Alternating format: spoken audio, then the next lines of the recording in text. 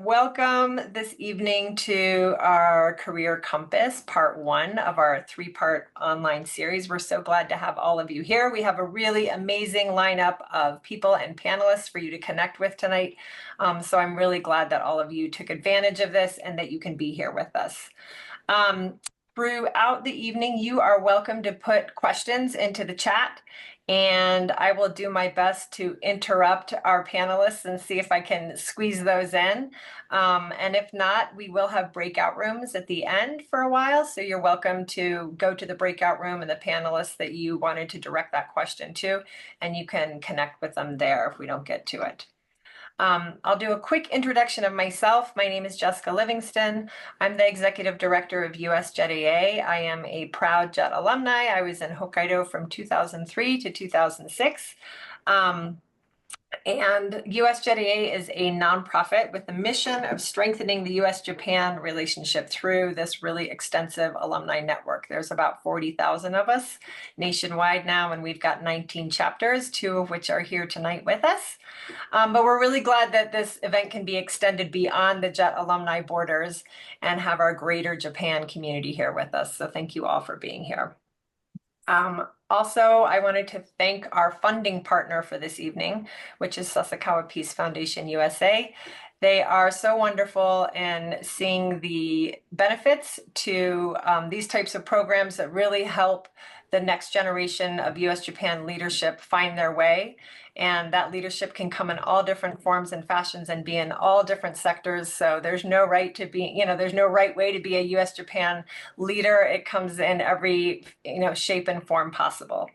And I also wanted to thank all the other partners that are here tonight. We have a lot of them. This took like a small army of people to put this together. So we have the JETAA Bluegrass chapter. They're the subchapter of Music City, which is based in Nashville. We have JETAA Great Lakes, which, as you can imagine, is based in Detroit and focuses on Michigan.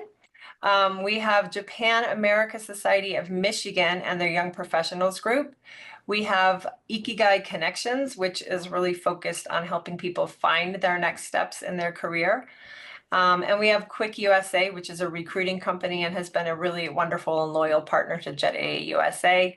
And they are definitely dedicated to helping people find their next career steps as well.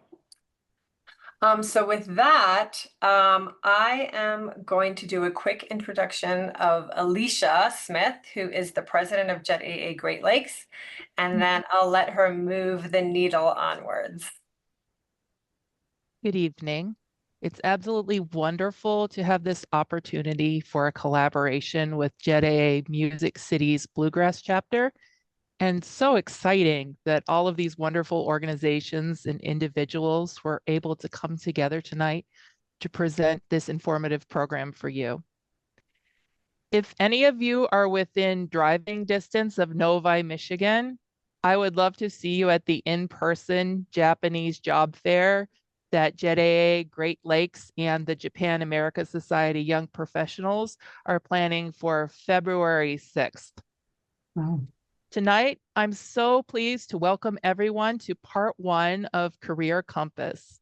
I hope it helps you to take your next steps, and I hope to see some of you in parts 2 and 3. Thank you for joining us.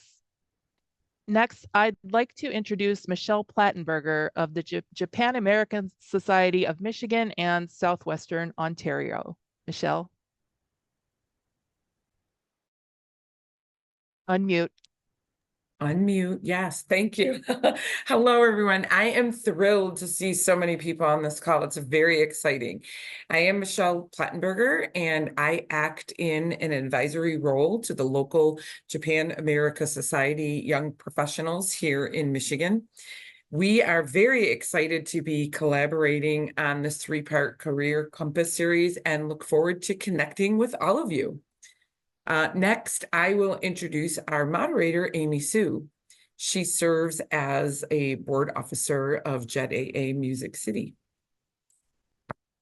Hi, everybody. I'm Amy. Thanks for the introduction, Michelle. I'm also the project manager at the Japan America Society of Kentucky.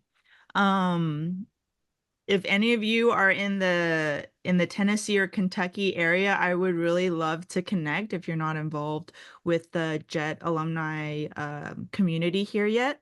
And so if you have any questions or you want to get involved, please reach out to me at any point. So today I'm going to introduce our awesome panelist. Let's start with Kasia over at Ikigai Connections. Hello, everybody. So happy to be here. I run a company called Ikigai Connections, and my main service is my job board for Japanese jobs called nihongojobs.com. I am very happy to be here to answer any questions. I will try to be brief so that everybody gets an opportunity to ask lots of questions and also other panelists can answer, but I will be available in a Zoom room afterwards if you have a particular question that you'd like to ask. So very happy to be here. Awesome. Thank you so much. Let's go to Takeshi, who is the manager at Quick USA. Hi, everybody. This is Takeshi of Quick USA. We are a Japanese recruiting company. We are corporate sponsor for our JET Alumni Association. We support for all of JET alumni for around USA. We have 7 locations in US, New York, Michigan, Illinois, LA, Orange County, Dallas, and Atlanta. So from those locations, we cover all around USA. And a short introduction about myself. I'm not JET alumni, but the reason why I am passionate about supporting for the JET alumni is in my hometown, it was a very small town, and the JET teacher is the one who changed my life. It's like a turning key for that. So now I'm willing to give it back to all of the JET teachers who are changing all of those young Japanese students. Nice meeting you. So Thank you so much, Takeshi. And lastly, we'll go to Tsehay, who is a career counselor at the Georgia State University. Yes, indeed. Hi, everyone. My name is Tsehay Wright, and yes, as Amy said, by day I work as a career coach and employee relationship manager for the Robinson College of Business at Georgia State University. So I coach all of our MBA and specialty business master's students. And then by night, I volunteer with my local JET alumni Association of the Southeast. I'm actually the president of the association. So I was a JET in Nagano, Ken, from 2015 to 2017. So happy to see all y'all today. Thank you so much. I also forgot to mention I was an ALT in Gunma Prefecture from 2013 to 14. So it's crazy, but it's been 10 years since I was on the JET program, basically. I thought about that the other day. Yeah, it's going up there. Yeah, the time really flies. So let's go ahead and get into the panel part of the session today. In the first part, we'll talk about career transition from your JET experience and getting into the world after, the business world after. So Tsehay, since you're a JET alum, how did you transition from JET to your current position, and what strategies or resources help guide your career? Yes, great question. I transitioned a little bit slowly. I would say after I got off the JET program and came back to Atlanta, it took me some time to find the role that I really loved, which I started working at a Japanese company and their human resources department. And the way that that opportunity even came to me was really through like luck. A recruiter found me on LinkedIn and asked, was I interested in working in HR? And I looked at the distance between Atlanta and where that company was, and I thought, I don't think so. But then I thought, why the heck did I say that? Because it would be a great opportunity. Like, I understand a little bit of Japanese. This is a Japanese company, and I get to do something that I would like, which is being around and helping people, like a people-focused job. And he was so nice. He contacted me again 2 weeks later, and then had an interview, and then the rest is history. And I would say some of the resources that I've used throughout my career, even while I was at the company working HR, is kind of just like networking. So because I was in HR, I kind of knew everybody in the company. So I had good relationships with some of the hiring managers. And when opportunities became available, they were letting me know like, hey, you might be a good fit, but I really liked HR. So I thought, I think I'm going to stay where I am. But even when I got to Georgia State, I actually had the help of a career coach who gave me different types of resources. I thought I knew a little something because I was in HR about like how to find a career. But once I started working with the coach, and she was a really great mentor to me too, that's when I realized like, oh, I didn't know as much as I thought I did. But with her help and guidance, I got to where I am right now. Yeah. That is so neat. I guess I could also add a little bit to this. After I finished the JET program, I moved to Singapore and I spent a couple months job hunting. And it was challenging because the government at the time had started to restrict foreign hires to protect local jobs. And I eventually got a job at a Japanese medical clinic. And I was able to get the job because I had the special skill of being able to speak Japanese and English. And I had a strong understanding of the Japanese culture, and those skills were hard to find in a local hire. And then coming back to the US was definitely hard, and there wasn't a lot of support from the JET. Well, I wasn't really involved with the JET Alumni Association back in the day, and so it was hard to find a job where I could utilize my Japan skills. And I worked at an international law firm for a while, and I felt like I was losing the Japan skills that I had gained on the JET program. And that's when a fellow JET alum and friend invited me to take her spot as a chaperone for high school students who were going to Japan. And I interviewed for the position, the chaperone position, with the president of the Japan America Society of Kentucky. And then in the interview, I kind of like lightheartedly asked, like, oh, are you hiring? And he said, yes. And so that's how I got my job.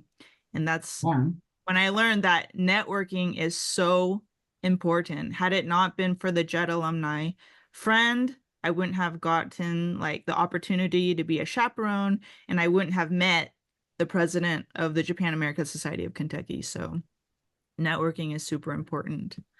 All right.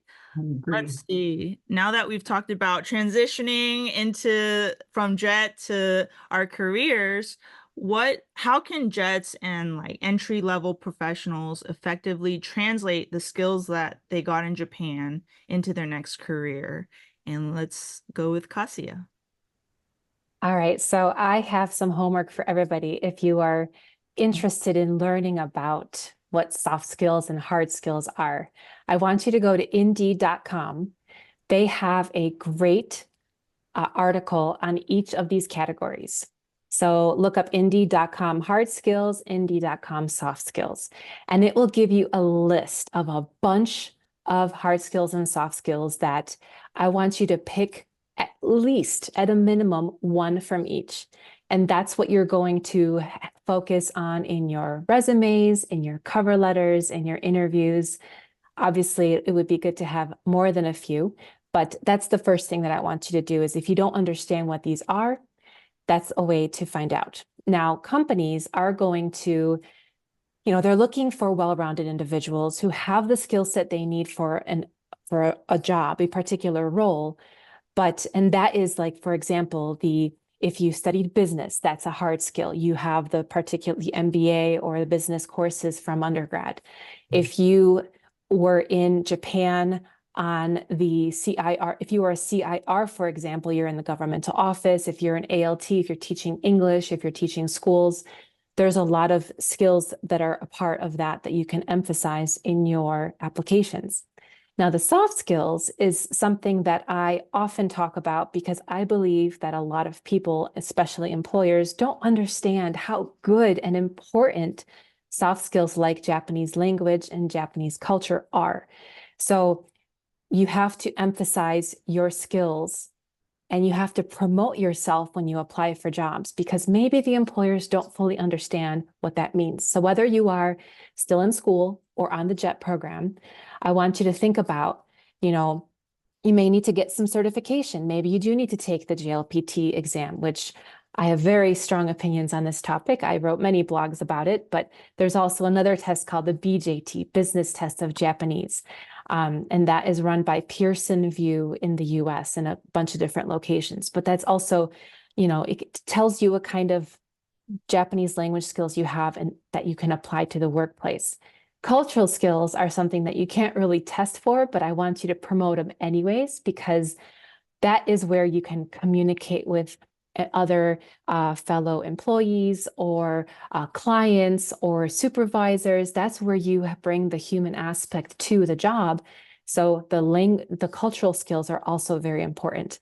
And just going back a little bit to the hard skills, I want you to, if you don't have too many, like I, for example, studied sociology. So a lot of people tell me that, oh, sociology isn't, you know, that great of a major because you can't really do much with it. Well, I still found a way. I got certifications in various things. So you can look at that list that Indeed offers and see, you don't necessarily need a degree, but get your certifications, take some training. There's a bunch of free online training programs available from a lot of good universities, and just try to prove that you have these skills and promote yourself. So I will stop for now, but I hope that you do your homework in that regard. Thank you so much. And thank you to Jessica, who has been posting the websites that Kasia is talking about in the chat. So if you're interested, you can look in the chat and copy and paste those links. Okay, so since this panel is focused on the Kentucky and Michigan region, how has the US-Japan job market evolved in these states? What should job seekers be aware of? And what are the most in-demand skills right now? I'll ask this to Takeshi.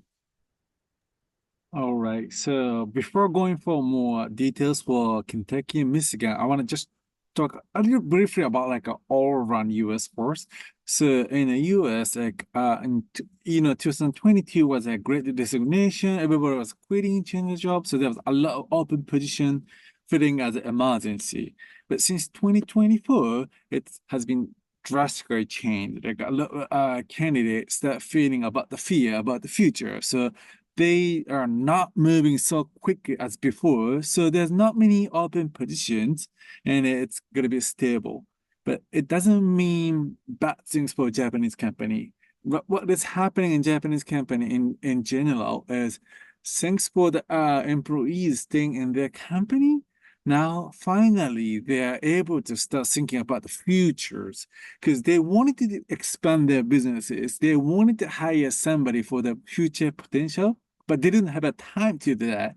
So since 2024, they have start hiring new open position, which is not because somebody left. It's like they are adding those new positions to expand their businesses for their future positions. So now we see so many positions which coming in new. So they're trying to figure out maybe this is what we want, but maybe this, maybe this. So they're not sure they are baggy because this is the first time.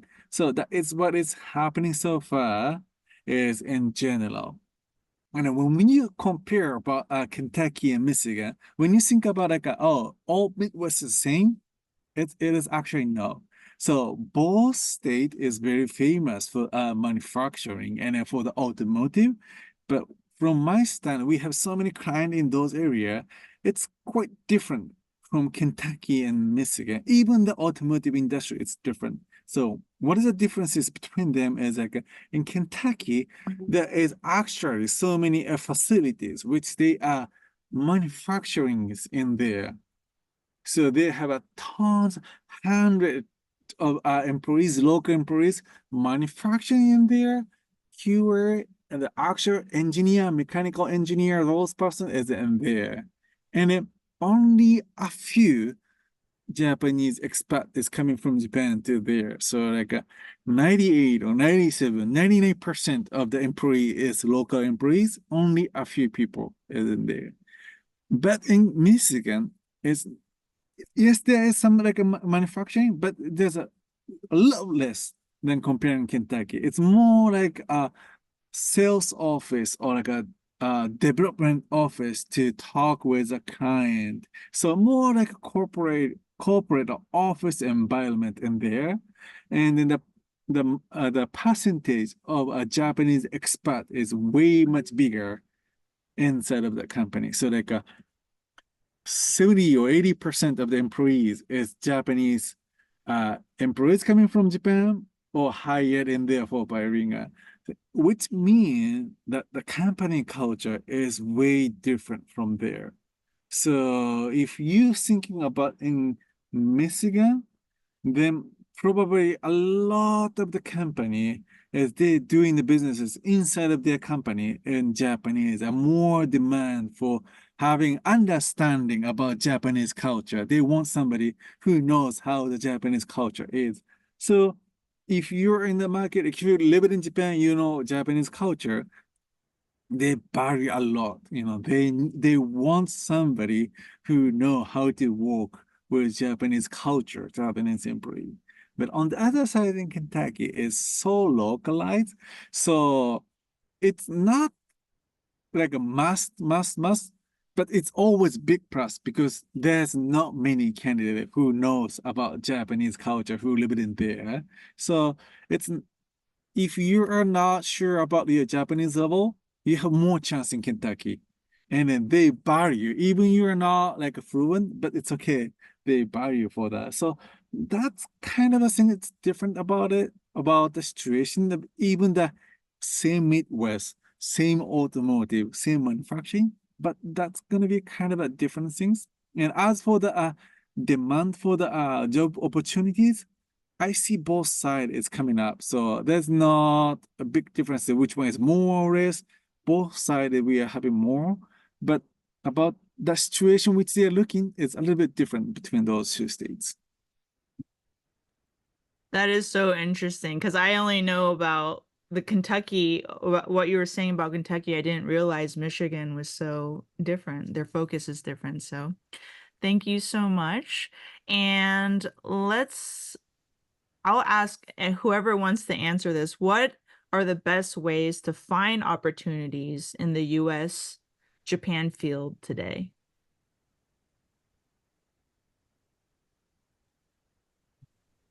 Yeah. Go Okay. first. Yeah. Oh, you go ahead, first. Takeshi. So Dozo. what I'm saying ahead. is like there's not only one way.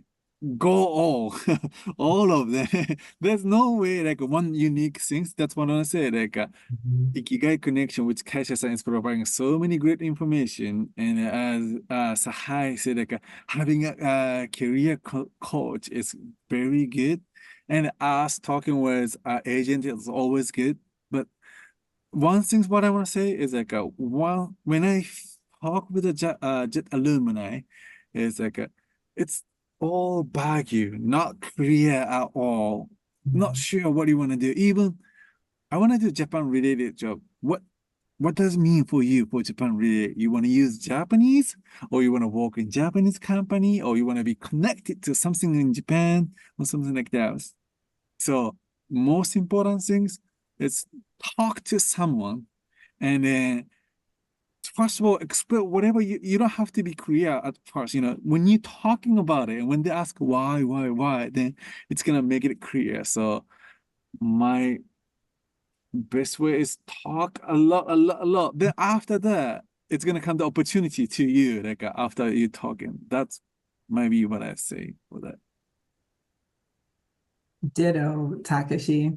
That's what I was gonna say. I think having like a relationship-based job search is important because for sure it helped me out in my career too. But how Takeshi said, like if you know you want to work at a Japanese company doing something related to Japanese, get a strong understanding of what that is. And one way you can do that is just by talking to people. So finding people on LinkedIn that work at the Japanese company in America that you want to work at, and connect with them and just ask them for their story, like how they get started. If you want to be a translator, connect with like Japanese translators and ask them what type of projects are you working on, because maybe you'll find that they do a certain thing and you're like, oof, I don't want to do that. So glad I talked to them about that. Let me pivot to like my next thing on the list. So chat with people and network. This is literally the perfect segue into the next question that I have, which is, what is the value of networking? I'll ask this to Kasia. This is definitely one of my more favorite topics. I think that we are scared of that word networking. It sounds so freaky and I can't do that. I can't, there's all kinds of networking available, and you can do them online, you can do them in person. And I actually did an entire webinar on this topic. I'll mention, if you've not heard of the US-Japan Bridging Foundation, during the pandemic, they did a series of I think maybe 15 or 18 webinars on different topics. So manga, translation, English teaching, working in Japan, everything. So look up US-Japan Bridging Foundation. One of those is on networking. So I did a really deep dive on how you can do this, whether you're an introvert or you actually like going out and meeting people, or you're just so shy, you just can't handle, connecting that way. There's a lot of different ways to do it.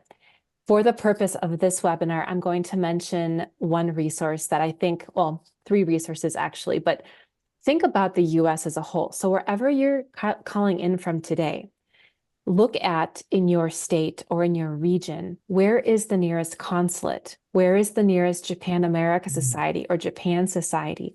Where is the nearest Japan Business Society? And where is your local JET chapter? Those are all located on their main web pages. So I think for the Japan America Societies, it's on najas.org, I believe, NAJAS. So look up there and see, wow, there's 47 of them, if I'm not mistaken, or 43 or something. There's a lot of them. That's where the companies are located around those chapters. And whether they are Japan headquartered companies or they're companies in that area, I'm in the Michigan one that covers Ontario as well. We have 3 countries included. We look at those companies that are in our area, and they are all interested in having relationships with US-Japan relations. So that's a great way to look around, to network, to go to events. Maybe local universities have some Japanese language program and they need somebody to talk with them in Japanese to their students, or you maybe visit their schools, or, again, depends on what part in your life and in your career journey you're at. There's a lot of opportunities. So think of networking as something for the long game. And I will actually mention a story here. There's a senpai success story I have about a senpai of yours from the JET program named Jessica. She's in Atlanta. She's super famous all over LinkedIn. And she was networking with her local Japan America Society for many, many years. And because she had these strong relationships, she got to know the inside of these inside conversations from her local contacts. And that's how she was able to get some good opportunities at the consulate as well as at a big manufacturing company. So it really is kind of about who you know, how you interact with them, whether at events or online or over LinkedIn or over email. And you really don't know where those relationships could take you in the future. So don't think of it as I need to network today because I want a job tomorrow. It's more I'm in this group. I eventually want to be involved in this kind of position with the US and Japan. Let's see what happens. And you really don't know what could come up for you in the future. Thank you so much. And you mentioned the US Bridging Foundation or US Japan. Is it US Japan or US Bridging? I think it's US Japan Bridging Foundation. US Japan Bridging Foundation. It's been so long, but I actually, when I was an undergrad, I got a scholarship from them, the Bridging Scholarship, to fund part of my study abroad to Japan. So for those of you who are here today and you're an undergraduate and you'd like to study abroad in Japan, you can apply for the Bridging Scholarship to to support your finances when you go to Japan. Yeah. Um, Nice. cool. Tsehay, is there anything you wanted to add to that? I think Kasia hit it on the head, or hit the nail on the head with that one. If I were to add anything, I actually thought of Jessica's story because I recently heard it and how she was, like you said, volunteering. Like if you volunteer with your local Japan America Society or local schools or international places and you show up often and well, like the people that come to those events, they'll see you and they're like, hey, I've seen Amy here before. She does this really well. I need someone that does this, so I should bring her onto my team or something like that. So opportunities all around, and you don't have to be going around networking saying, hi, my name is Tsehay, and you can just be volunteering and the opportunity can show up. Yeah, it's so true. Networking is so important. And while you're networking, it's also important sometimes to find a mentor, to find someone who can kind of guide you in your journey. What role does mentorship play in career development, and how can young professionals find mentors in the US Japan field? Tsehay, would you like? Yeah. Like I mentioned earlier, I would consider my career coach a mentor, and she played a very pivotal part in like the career journey I took a few years ago to like transition out of human resources into higher education. So very pivotal, and just the things I learned from her, like how I can put myself out there, like just the conversation we just had about networking and how it doesn't have to be so scary is literally what she told me. But she also did give me the tools I needed to do like this scary type of networking as well. So mentors can provide that for you. Your mentors could like let you know about different opportunities that are happening. And then since they know you, they might have opportunities themselves that they can introduce you to as well. So for me, it was very pivotal and something I would recommend everyone to find one. I know it can be difficult sometimes to find a mentor. I think the more relationships that you make and the people that you get to know and you start admiring their work or like what they're doing, once you get to know them a little bit more, you can like say like, hey, I really appreciate that or appreciate what you're doing. What do you think about being my mentor? And you can have that conversation with them. I had one of my mentors recommend that I reach out to people on LinkedIn if I was interested in their position or what they were doing, just to message them to see, do they have like 15 minutes to chat with me, whether over Zoom or just for coffee. And surprisingly, I found that more often than not, people are pretty willing to talk about themselves and give you their time, because they want to share their journey and they're usually pretty supportive. So LinkedIn is a great resource as well. I coach my students exactly on how to do that. And JET alumni are your people, like connect with them because everyone loves giving advice. But your JET alumni are going to be your allies. If I may, oh, go ahead. I just wanted to add real quick and see if you can provide value when you communicate with these people, because that's what will make you stand out. Not just, hey, can you be my mentor? I actually, I have an idea or I have a proposal, some kind of suggestion that you may make that will inspire them to be like, wow, this person's really serious. So offer value. Takeshi? Can I add two things? Of course. First of all, I'm not extrovert, I'm very introvert. It doesn't look like, but I'm very shy. And at the first time, I didn't like at all for networking. The reason why was when I hear networking, I have to sell something. Like I have to sell some product. I have to sell myself. So that's why making me so nervous about it. But one day, I don't know what I heard, but I changed the way. So I stopped, showing too much about myself. I stopped, saying something. I just ask the question about others, like as Amy said, everybody wants to talk about yourself. So I just stopped asking the question of who you are, what do you do, why are you doing that, what are you interested in, then it's very smooth and it's very interesting. I really enjoy like listening about others. And as say like for the LinkedIn as well, if you don't sell like, hey, this is me, can I have some position, something like that? Maybe better to ask them, what are you doing? Why are you doing that? And then they are willing to answer for those questions. So I think for the tip for the networking is like for the mentally as well, don't sell yourself. Like just ask who they are, what they are. And same thing that Kasia as well. I always what I try is when I see somebody is talking, I always try to think what is beneficial for them. You know, connecting that person. You know, if they ask, they have some needs. Oh, I know somebody else, and I just connect them. It doesn't have to be for me, but just connecting others, and somehow I don't know why, but somehow end up to coming back to you as well. So that might be working for me as for the networking. I would say Takeshi is the master of connecting people. He's the reason why I was able to get Kasia and Tsehay as panelists today. And I actually met Tsehay at the national conference for the JET alumni last year. So the JET alumni community is strong.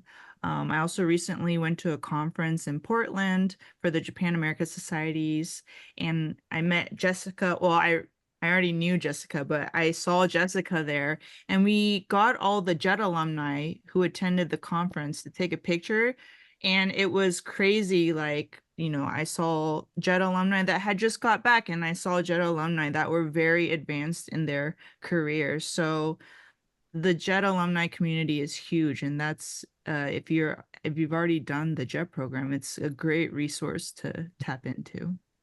All right, let's see. I will ask this question to everyone, even though we've kind of touched on a lot of this, but what are some practical ways that early professionals can build their local professional connections and networks in ways that are relevant to Japan? Kasia? Okay, so I'm going to say, I know I mentioned the word homework at the beginning, but this is something I really want you to consider. If there's one thing you're going to do, if you are looking for a job or looking to create relationships, you need to remember that people can't read your mind. So if you're looking for a job, you have to announce it. Or if you're looking for some, side project, you have to mention it. So I want you to pick one platform, whether it's in-person networking, whether it's on LinkedIn, whether you are, I know that the Twitter X community, maybe now Blue Sky, I'm not sure, but maybe that's more into like the manga anime translation realm. A lot of people hang out there. Create a post about what you're looking for or what you're interested in and see what you can do. So it's kind of scary, but just one thing. So maybe on LinkedIn, I know that they have that banner around your profile picture that you can add. People love it, they hate it. Do whatever makes you feel comfortable, but create a post and say, hi, I'm coming back from the JET program.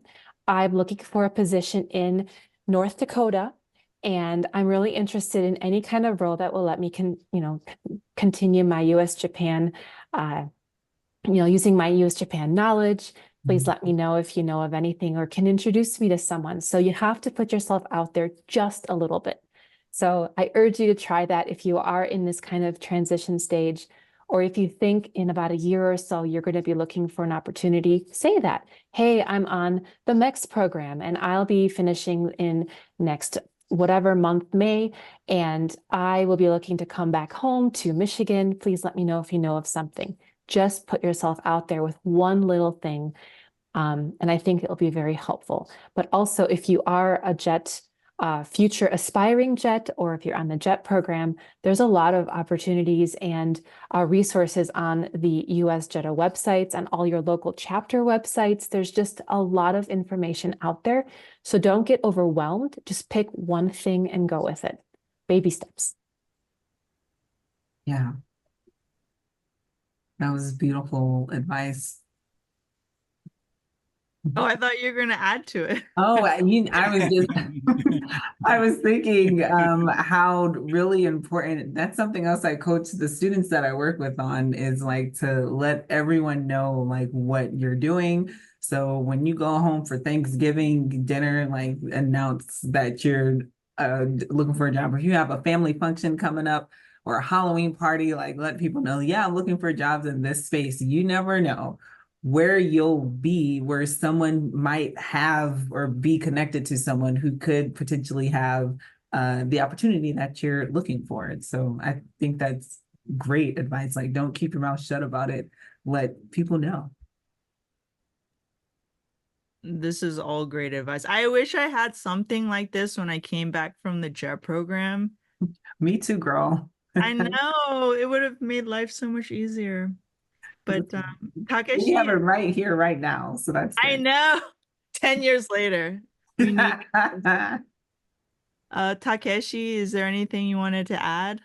For networking for hourly professionals, I think Yeah, especially for something that's relevant to connect and network that's relevant to Japan. so. What I'm gonna say is like all Kasia said, Tsehay said, if I can add like on-site is really good, especially if you're not good with like expressing yourself. Because if it's like some event like a Japan American Association, they do like bonenkai or karaoke party, spending time with somebody else, and once you get, at the beginning, early stages, you don't know what to say about it, but when you spend the common time together, then loosen up little by little, and you can let others know who you are, what you're interested in, something like that. So I know those days there's so many technology that you can do, posting something like that. That's also important, and you can do very efficiency as well. But if it's early stages and if you don't know what to do, well, maybe joining the local some Japan related job. Because, for example, there is a jet recruiting events like all some universities or some Japanese festival, they all asking for the volunteer, something like that. Then when you spend the time together with them, somehow you end up, having the information from somebody else, and they know about you, and then they're gonna refer for you or something like that. So maybe do some volunteer, spend the time in the event is maybe that might be good things for early stages. I totally agree. That's also very Japanese to build the relationship before focusing on the task. Very reminds me of my days in Japan. All right, let's move on to some of the final questions. What has been, and this is for everyone to answer, what has been one of your most challenging professional experiences, and what did you learn from it? Kasia? So I used to work in Tokyo. I was in the music industry where I helped organize concerts. There was a big team of us. It was a lot of fun. This is a long time ago, so things have changed. But back in the day, we'd be sitting we would have to have contracts go back and forth between the Japan office and, in this case, a New York attorney. And I remember this was my first year there, and we were staying late in the night in the boardroom, me, Kaicho, the chairman, the accounting person, the vice president, and one more person I can't remember right now. There was like 5 or 6 of us there. We stayed there till like 2 a.m. And in my head, I was like, this is wrong. I need to go home. I can't believe this. It was very, very frustrating, and I was very angry inside, but I was there and I did whatever I had to do, took a taxi home, came in a little bit later the next day. But what happened is that we actually saved days worth of time because we were going back and forth between the US and Japan, and there's a time difference. And back then we were really using fax machines. So that's how we were moving our contracts along. And I just remember thinking after this happened, because it was so quick that they signed on our changes and they agreed to everything that we talked about, because we were sitting there into the late hours of the night thinking, if we do this, they may say A, B, or C. It was like a chess game that we were going back and forth. And we came up with a really good proposal and saved, like, I swear, 5 or 6 days worth of time. So that made me realize, you know what? There's actually more than one right way of doing things. There are different ways of getting to a solution. And me in my a very stubborn American mind was just like, this is wrong. But I didn't consider that maybe one day of staying late in the office was actually kind of better. Now, of course, I'm not saying don't let this happen often, because there are, obviously companies out there that might take advantage of that. This was a once in a, blue moon situation. So you have to be smart about, these kinds of things. But it was just so shocking to me. And I realized there's no one right way. So be open-minded. And if you already know that because of your experience between the US and Japan or any other countries, I call you a kakehashi employee, a bridge. You understand both cultures. And that is another soft skill. Going back to the soft skill question, that's a soft skill that you can use because it leads to diplomacy. It leads to less miscommunications. It leads to better teamwork. And these are all things that are very hard to quantify and very, very hard to do. But you already have that knowledge. And I really think that is your superpower. So I hope that you're able to utilize it, practice it. It takes time, but I think it could be something that, like I said, is your superpower.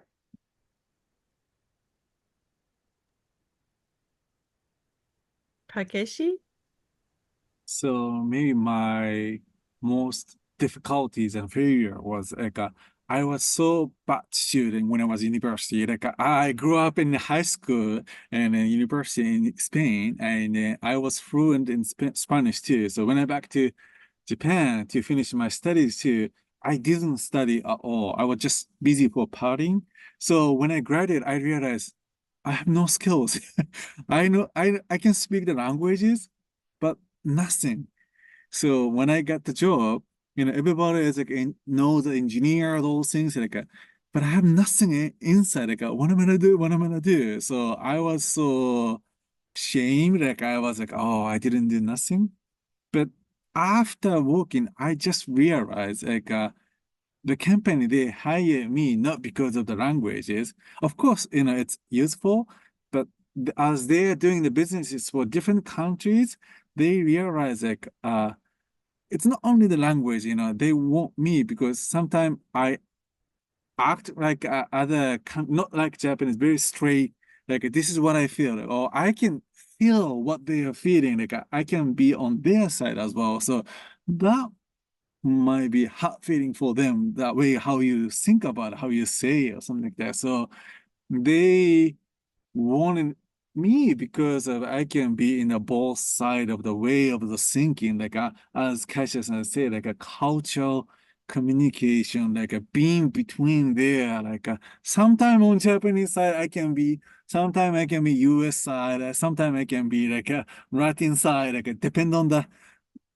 situation. So it was my failure. I thought it was my failure, but the experience, the soft skill which I learned when I was like living in there, those things, I didn't know how to express it, but at the end, it's working for that. So it was my failure, but if you think in a different way, sometimes it's worth it.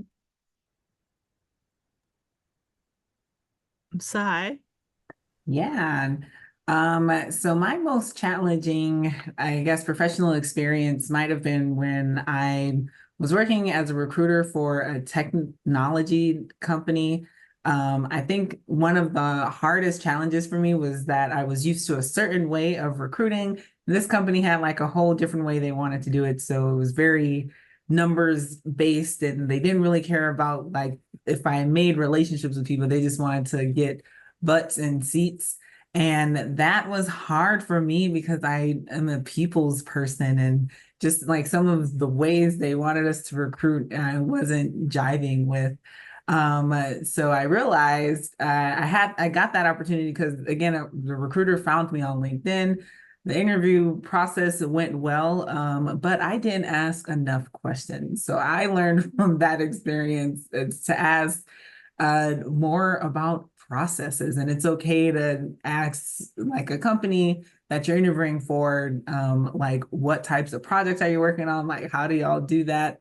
and compare. And maybe even if I were to do that whole experience again, I might take it a step further and find someone at the company that was working there to ask them about like, what do they like about this company, and like all that good stuff, instead of just hearing it from a different company rep, but like really getting the nitty gritty of what it was like at the company there. But it all worked out because now I'm doing what I love. So here we are. Yeah. Amy, I'm going to jump in real quick. There was a question in the chat a while back about professional mentors. And the question was like, you know, did you guys have a mentor? And if so, like how and where did you find your mentor? Was it like a formal situation where you had, you know, you hired a career coach to help you through a situation? Or was it, you know, some other way that you identified and sort of solidified a relationship with a mentor?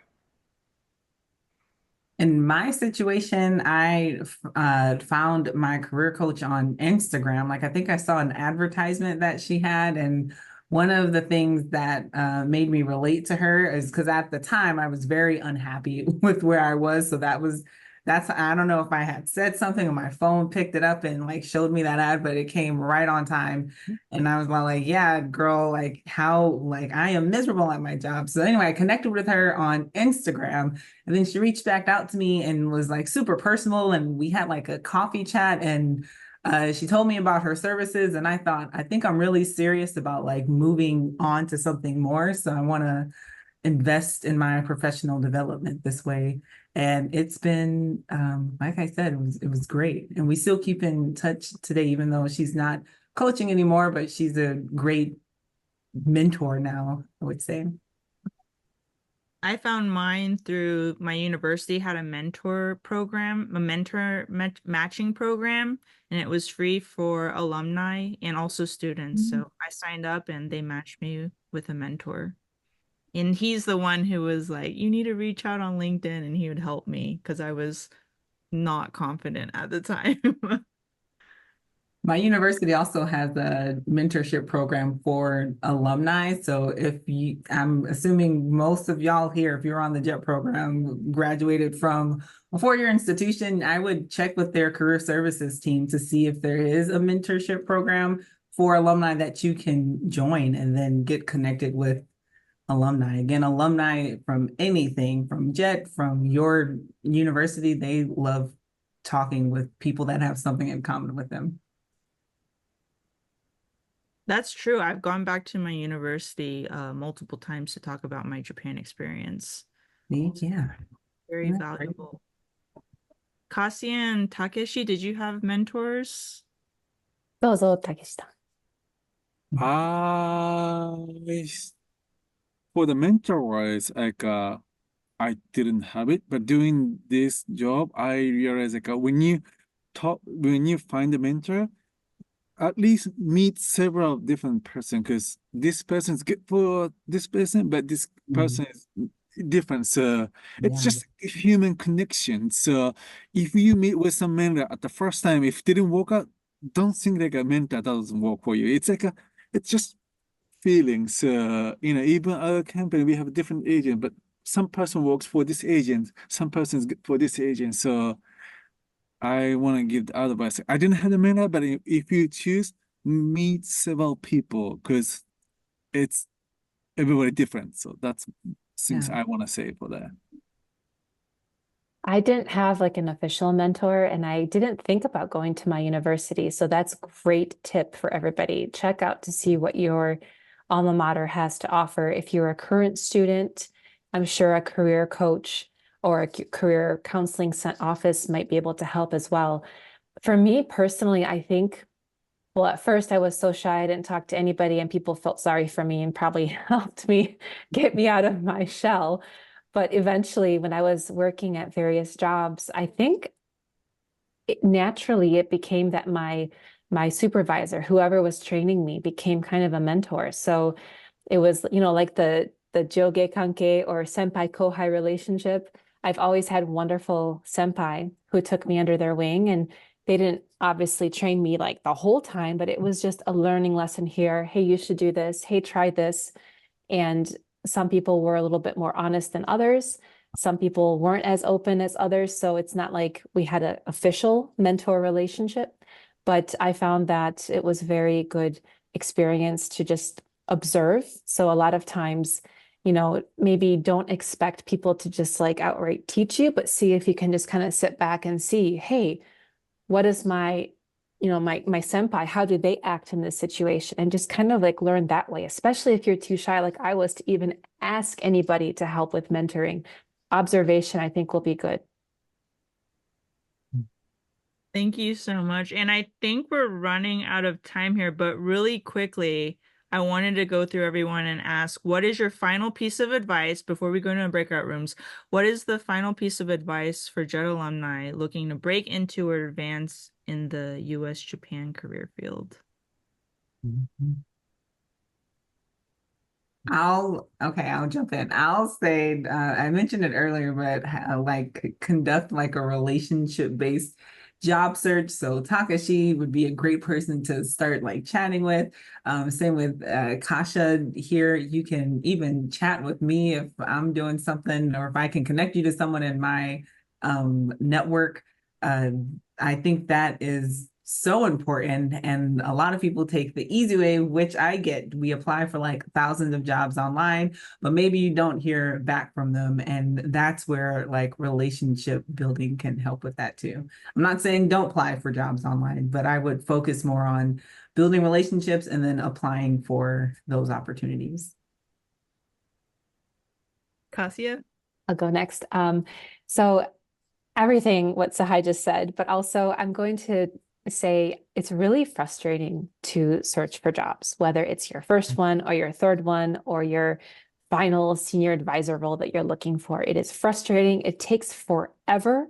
You feel deflated, and it's just like a confidence killer. So just keep in mind that a lot of times when you're dealing with hiring recruiters or employers, there's a human on the other side as well. And a lot of times, like, you don't know their situation. And I've ran into people on both sides who are frustrated with the other, and both say that they're being ghosted. But honestly, there's just like such an overwhelming amount of resumes, an overwhelming amount of jobs you have to apply for. Everybody's overwhelmed. So if you could just kind of take a step back and be respectfully, follow up respectfully. Don't, mark somebody as like a horrible person because they're not replying to you, and maybe they just didn't see your resume. So just keep trying. Don't take it all too personally. It's just wild out there right now, kind of like what Takeshi was saying earlier with the situation right now. So try to just hang in there. I know this is, for a lot of people, they're just like, oh, I don't want to hear that. It's just a frustrating time, but just hang in there and believe that you can. Okay. Takeshi? Okay, so what I want to always say for the JET alumni is like you are very talented, more talented than you believe.